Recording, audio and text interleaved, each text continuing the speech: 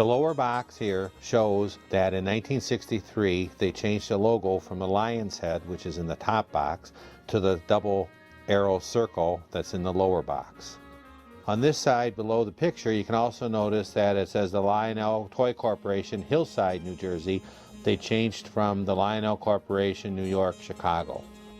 Also on the lower box you can see that in the train that's underneath the Lionel Toy Corporation, they got rid of the names of the cities. This is an example of a cellophane window box. They're made in 1966 for rolling stock. They're very fragile. Also on the ends, these are more of a generic box, and they were rubber stamped or stickered with the car that was inside of them. You can notice it's from Hillside, New Jersey, underneath the Lionel Toy Corporation, and then below it, it has that nice leader in model railroading. Here's a view of the oval with the double arrows with the same box. This is an example of they're commonly called a Hagerstown checkerboard box. They're from 1968 into 1969. All four sides are the same with the Lionel printed on it. On the end flaps, it is listed as a Hagerstown, Maryland, is where they were produced. This box is very similar to the previous one we showed you. This box reflects the move back to Hillside from the Hagerstown location. This is an example of a 1958 set box. You can see that it points out specifically it's got Super O. Similar basket weave design as previous, but it's not the pinkish color. There's a side view of the same box with the four locomotives coming out at you on Super O track. Here's the top view of the same box. Here's a set box from the early 60s. The number of the set is rubber stamped on the end of the box. Here's an example of 3 accessory boxes that are different color with the same part number, different years. This is a set box from the late 60s. The components in these boxes were generally unboxed. They were just held separate by dividers. This set box has got a double arrow logo. This is an example of a flat set box from the early 60s. It's hinge type. The top would just come up partially, fold open, and inside the trains would normally be unboxed. This is an end view, and it shows where the handle sticks through so that you can carry it around. A lot of times that rips up the box. This set box comes from the early to mid 60s. It is with the 2 locomotives in the orange. It's very striking. This is an example of the last of the sets. This is from 1969. Shows that it was made in Hillside, New Jersey. And if you notice on this one, the set number is rubber stamped in red. This set box is from 1964. It's an Allstate box. Allstate is the brand that Sears put on their set boxes. This is the side view of the same Allstate set. This is a top view of that same Allstate set. This is a corrugated engine box from a 2360 GG1. It's just really meant to only protect the engine. They come with a liner. The engine's wrapped in a liner and slid inside. This is an example of a blister pack from 1966. You can see that the accessory was put in it and plastic covered it. A lot of them are damaged because they can't take the weight of the accessory when you stand them on end. This one is B1022LH. That means a blister pack, a 1022 switch left hand.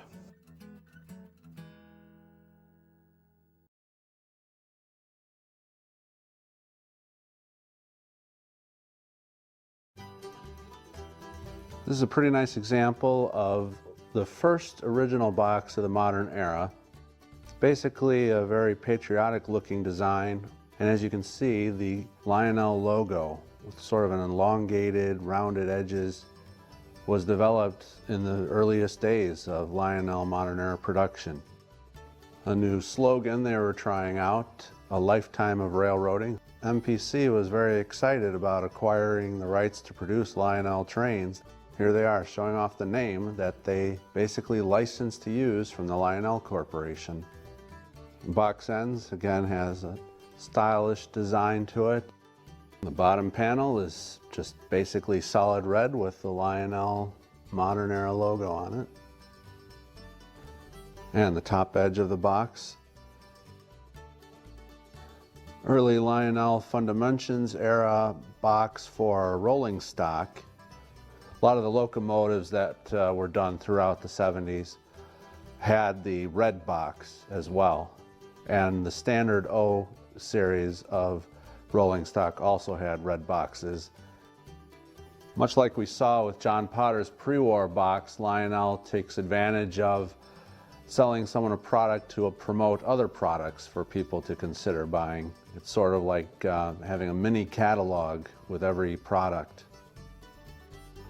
Red and white box ends typically had the product stamped on the end. This is what you might call the other common version of Lionel Fundamentions packaging. It's basically a plain white box with colorful pictures of various products all around it. It's a window box, so you can see the product, of course, with a cellophane window, and the Lionel logo in red. The top, bottom, and back panels again have various products depicted in bright colors. So this is probably one of the more effective of the modern era boxes, where the red box with white printing had basically line art promoting other products. This is full color. It really is like a miniature catalog. And the Lionel white box with the information of the contents printed on a label and affixed to the ends of the box. Here's another look at the red and white modern era box and the white and red modern era box, and the difference that you usually see between them. The red would have basically line art and the white would have photographic art. These boxes were generally gold in color, would have the Lionel Limited Edition Series logo in the top corner.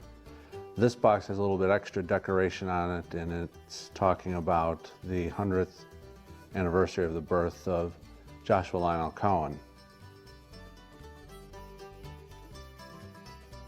This is the generic gold Lionel Limited Edition Series box. Another example of a pretty attractive special edition box. This is for Lionel's Spirit of 76 set, also known by collectors as a state set, because it had a car for each of the 13 colonies. Very nice patriotic scheme, red, white, and blue colors. What's not to like? Top panel of the Spirit of 76 set car, including some copy about the development of the set. And on the back panel, again, cross-marketing other items in the set. This is an example of one of modern era Lionel's specialty boxes, specifically for the commemorative Mickey Mouse train, which featured various Disney characters. Each car was a different character, and then the box had just about all the characters, all the famous ones. And this is from the 1970s. The top panel of the special Mickey Mouse box had a basic history of Lionel and Disney's relationship over the years. Most famously, of course, was the hand car, and then some of the various other items they made through the years, pre-war era. The return of the classic orange and blue box finally occurred about right around 1980s. The first items used were O-gauge switches. This is for a horse car. This is one of the items that was made in Mexico before it came back to the United States. Here's an example of rolling stock version of the orange and blue box. The classic box-shaped logo for Lionel Electric Trains. This is basically based on the pre-war design. As you can see, the lettering touches the blue borders. Here we see an example of a top or bottom edge of the orange and blue box. Instead of saying Lionel, the Lionel Corporation, it says Lionel Electric Trains. And also the bottom line, the blue stripe is very thin. It's about as thin as the top stripe. From the Dick Kuhn era of production, Lionel Trains Incorporated. ran from 1986 to 1995. This was typically what I guess you would call the traditional series of trains, as opposed to, say, the collector series of trains. Basically a plain white box, the strong black top stripe, and Lionel's retooled logo, a little bit adjusted there. There's two things about this logo. Obviously, the first thing is you can see the famous circle L back in the mainstream, and also a slight adjustment to the O. It's been shortened a bit.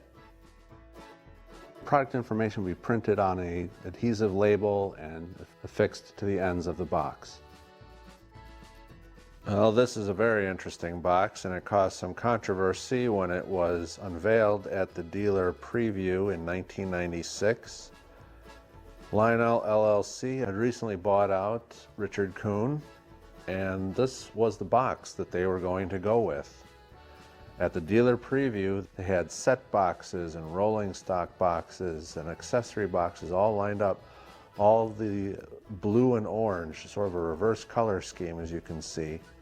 And the dealers were immediately dissatisfied, and they were expressing that. So the dealers won out, and Lionel ended up going back with the orange and blue box. At the time, Lenny Dean said it best: "If it isn't broke, why fix it?" Of course, one of the more interesting things about the box is not just the color scheme, but also that they went back to the Lionel Corporation. That was definitely in the plans at that time. This is an example of the box that Lionel LLC eventually redid.